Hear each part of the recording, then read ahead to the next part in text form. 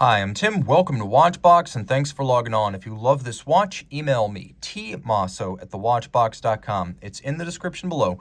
Your purchase and pricing email question line for buying this or any watch you see on any Watchbox platform. Please reach out to me directly. Email tmosso@thewatchbox.com for pricing. Today, we're discussing a 66-piece limited edition in rose gold, zirconium, and titanium, launched for the 2012 model year. This is the MB&F Horological Machine 5, the HM5 on the road again. It is a driver's watch, but also a celebration of previous era's driver's watches and the automotive imagery of the 1970s and 80s. So the watch is large, from edge to edge, and that probably is the way to measure it. The timepiece measures 49.2 millimeters broad. From end to end, however, it might surprise you at only 46.9 millimeters from extremity to extremity across the wrist. That said, it is quite thick, as I measured it at 20.5 millimeters thick. So this is not a bashful watch. That said, that critical 46.9 millimeter distance across the wrist means that while the watch is physically huge, it actually wears kind of compact. You can see that the strap itself is underslung below the extremities, so the pivot points are even further inboard than 46.9. That said, I'm going to recommend this for a wrist no smaller than mine because you can see just how thick it is. It is a substantial, dominant presence, and this model in precious metal has quite a bit of heft to it. You can see why it's called a driver's watch. If my hand were on a steering wheel here, I would be looking at a side scroll display of rolling minutes and jumping hours. So, like the Amida Digitrend, a quartz watch with LEDs from the 1970s, and the Girard-Perregaux casquette, which likewise was a quartz digital timepiece. This is a watch that can be worn with pride while you are driving and used just as easily. But like those watches, it has an extravagant tonneau-like profile, designed to impart a vision of the future to your own wrist. So, we're looking back to look ahead. This is the 1970s vision of what 2022 would look like. Taking a quick look here, you can see that there are elements of MB&F that are common to many horological machines. The battle axe profile, multi-metal construction, narrow pivot center straps with non-standard spacing. But this watch is all about automotive imagery. The strap itself is large, broad, medium brown with a reddish tinge, calf skin, minimal bolstering, a folded edge, a monotone stitch, and on the bottom it is a brand new Camille Fournet for MB&F strap. Camille Fournet is a Parisian strap maker that makes a lot of OEM straps for MB&F, JLC, and many others. You can see that the strap is fixed using screws and bars to the case, and then the buckle itself is MB&F branded, and it is made of titanium. There are actually three metals here. Some titanium garnishing, but for the most part what looks silver here is zirconium. So we've got rose gold and zirconium externally. We've got more zirconium for the louvers, and then the internal case, which is water resistant, is made of titanium.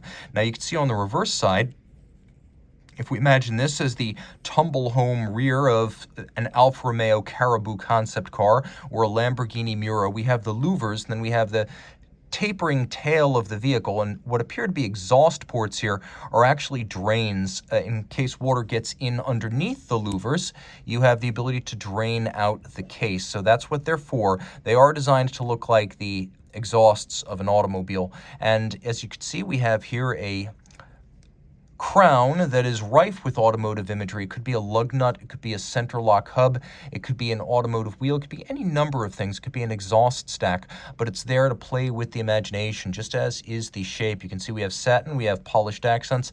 The tailgate of the vehicle, so to speak, is polished, and then we have these blackened louvers, and the idea here is that you can open them up to drain this out. It's a secondary drain system, but it can also emit enough light to lightly activate the luminescent material on the numerals. Now, it is so faint, I'm going to show it to you, but it almost doesn't bear the effort, as there's almost nothing you can see if it has more than 20 seconds to fade in the dark.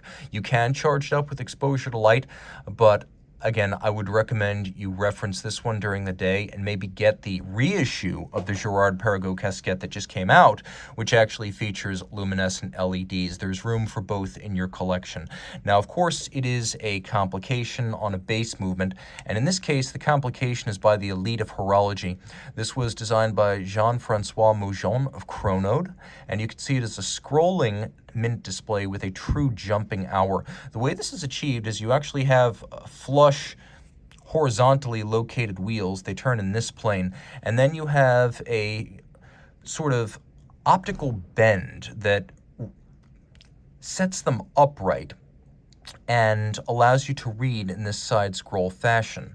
So that's how that works. We also have the louvers, which are designed to close for elegance and grace. And then on the bottom, you can see the engine, the literal engine in this case, is a Girard-Perregaux 3000 series. So it's an automatic winder with a 42-hour power reserve. It does have stop seconds, even though the watch has no scrolling seconds.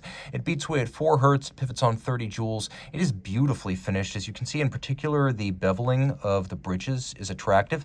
I would even go so far as to say that the beveling of the bridges on the base movement is to a higher standard than the beveling of the interior of the MB&F rotor, but the rotor is so beautiful that I forgive it. It has a sunburst grooving across its top, a machined bevel on its sides, and then you can see it as the double-sided battle axe that is the symbol of MB&F. So you're going to use a tractor movement. A Girard-Perregaux 3000 series is as good as it gets. And of course, this watch is a dramatic example of what happens when Max puts all of his friends together on one project. You get the past, the present, the look of the future. You get Girard-Perregaux, you get chronode, you get zirconium, you get titanium, you get rose gold, all of that suitable for use on your wrist, and it's brand agnostic. Unlike a lot of automotive themed watches, this one isn't tied to Ferrari or Lamborghini or Aston Martin or Bentley. Whatever you drive or ride, this watch is right for you. Reach out to Team Mosso at thewatchbox.com for purchase and pricing details, and take note, although it is water resistant, and I mentioned that earlier, it is 30 meters water resistant, so dress watch spec.